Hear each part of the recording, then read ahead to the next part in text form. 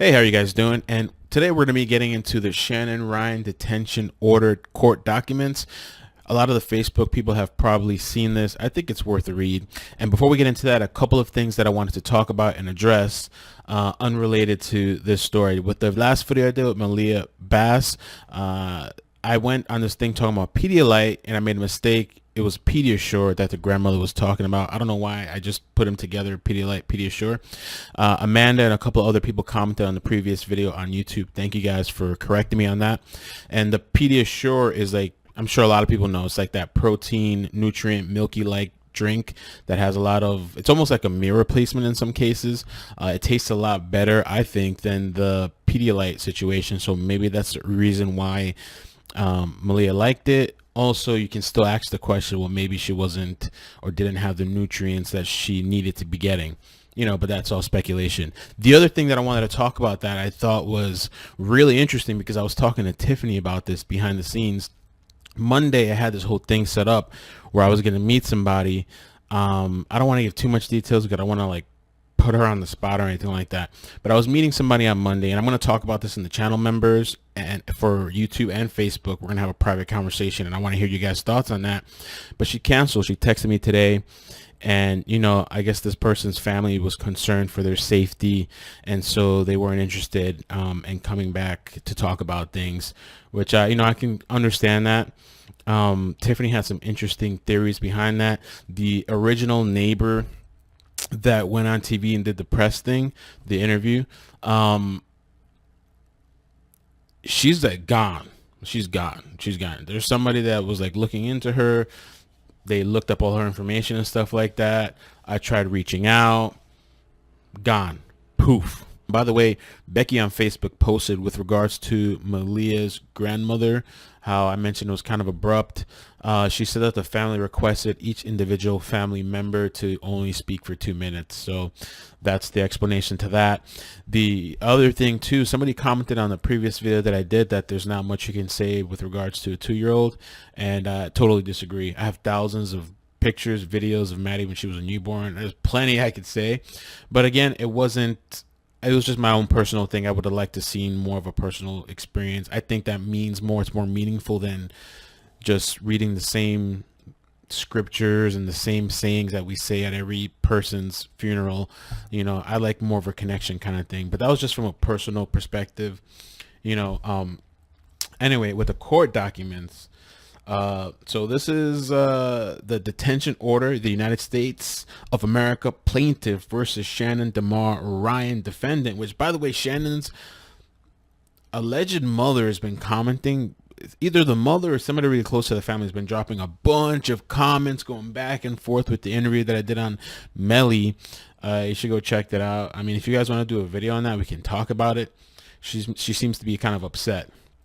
Anyway, detention order. Pursuant to 18 U.S.C. blah, blah, blah, blah, blah. On August 21st, 2020, a hearing was held to determine whether defendant Shannon Ryan should be detained prior to trial. Having considered the factors enumerated in the 18 blah, blah, blah, blah, blah, this court finds that no condition or combination of conditions will reasonably assure the appearance of the defendant as required and or the safety of any other person in the community. Let's just skip towards the parts that matter of this, right? Instead of just reading everything verbatim. The defendant is charged with of a 2-year-old child in violation of blah, blah, blah, blah. Therefore, the defendant is charged with an offense involving. The weight of the evidence against the defendant is substantial. Government witnesses will testify that on the morning of July 26, 2020, a 2-year-old child, later identified as KA, was found wandering alone in an apartment complex located in Miramar, Florida. Law enforcement personnel subsequently learned that the child was the son of LC, which is Leila Cavett, who had been driving a white pickup truck. The truck was located in a Walmart parking lot of Hollywood, Florida. On July 28, 2020, surveillance officers observed the defendant approach the truck with its keys in hand. In an interview with law enforcement officers, the defendant stated that he had known LC since 2019, and LC was meeting the defendant in Florida in order to sell her truck. The defendant related that he met with LC at a racetrack gas station in Hollywood, Florida, at which time he pursued LC's truck for $3,000. He said that he had taken LC and KA to the beach in Fort Lauderdale on July 25th, which was the last time that she was seen on camera, 2020, in his 2004 Lexus.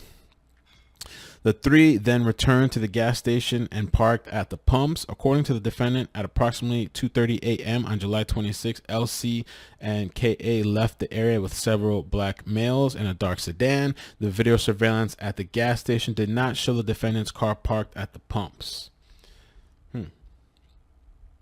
Video surveillance at the gas station did not show the defendant's car parked at the pumps, nor did it show LC leaving in a dark sedan.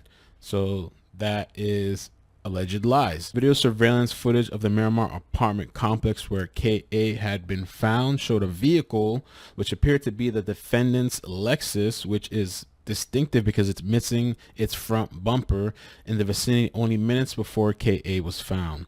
Video footage of the racetrack gas station shows the defendant's Lexus leaving the gas station at 8:15 a.m. and returning at 8:38 a.m., which is the time frame within which KA was discovered in the parking lot. The defendant later admitted that he was in an area of the apartment complex, stating that he was there because of a flat tire. An employee at the racetrack told officers that he had seen the defendant using the gas station's dumpsters. Another employee recalled seeing a woman's clothing and children's toys in the dumpsters on or around July 26, 2020. Google searches performed, and this is pretty much all the information that we've heard by the defendant, and purchases made by him suggest that he may have been planning to dispose of human. The pertinent history and characteristics of the defendant are that he is homeless, which we've said multiple times. There's people still, like the mother, supposed mother, I don't know who that really is, commented that he's not homeless. He's totally homeless. I've heard from multiple people. I've spoken to a homeless person that stated he saw Shannon a lot, that he would supposedly be a troublemaker within the homeless community. He's known out there. Guy's homeless. This is not a shot at homeless people, but it's just the fact of the story. He was homeless and supposedly has no ties to South Florida. The defendant claims to be employed as a tarot reader, a psychic advisor, and a spiritual guide. His only asset is his Lexus sedan. In 2004, the defendant was convicted of burglary and sentenced to 15 years imprisonment. He faces a substantial prison term if convicted of the instant offense and must be deemed a risk of flight. There's probable cause to believe that the defendant kidnapped a 2-year-old child, an offense involving a, according to the defendant, constitutes a danger to other persons and the community. The court specifically finds that there are no conditions or combination of conditions which reasonably will assure the defendant's appearance as required. That's why they find him as a risk. Based upon the above findings of fact, which are supported by clear and convincing evidence, they state, the court has concluded that the defendant presents a danger to others and the community and is a serious flight risk if released prior to trial. He does travel a lot, I think, right? And from there, that's pretty much it. It just talks about him being afforded an attorney. He would be afforded a reasonable opportunity for private consultation. You guys comment down below. Let me know your thoughts with regards to Shannon. Apparently, he has some people out there defending him. I guess these people that believe he's completely innocent find this all coincidental, right? Like the Google searches, you know, how to do this, how to do that. The charges on his car, the shovels found in the car, the video footage of them meeting up for the supposed $3,000 transaction, him leaving Walmart in the morning, being seen in the area with this 2-year-old Camden, I guess just mysteriously pops out of the sky. Coincidence, right in that area where he's seen with his vehicle is what we're told. And then he's back at the Walmart within the time frame of the distance that it takes to go back and forth. I guess they just believe that's all coincidence. And that's their prerogative. Everybody has the right to believe what they want. So let me know your thoughts on that. I'll have the channel members video out either tonight or tomorrow because I actually want to work on a news story. There's just so much going on right now, like in the world. And you really need to keep an eye on your kids. I saw some headline of a baby that was left in a car. There's so much that you would think is obvious And apparently to some people it's not obvious. People leaving their kids in a car, it's hot out, it's like 90 something degrees. I sometimes start to wonder if these are really accidents of these people leaving their kids in their cars, infants, for hours. You know, you start to kind of question these things. Are these just crimes of opportunity? You know what I'm saying? You start to wonder about some of these things. Like, who's doing this? And I'll end up on this. I want to ask you this final question because I was talking to somebody yesterday about this. And like, I remember when I was a child, my mother was kind of helicopter as far as sleeping over. I only had one friend that I could sleep over once in a blue moon. And that friend literally lived across the street.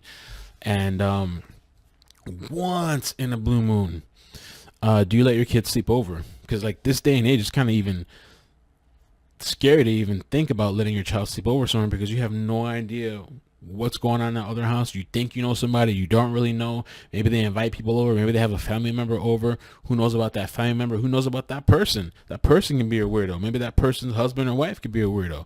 You know what I'm saying? You have no idea what's going on the other end. I don't think I can do it, man. I'm gonna have a hard time. I don't think I can do the sleepovers thing with my child. I don't think I can let that happen. But you guys got my number. Let me know your thoughts on that. Take care of yourselves and peace.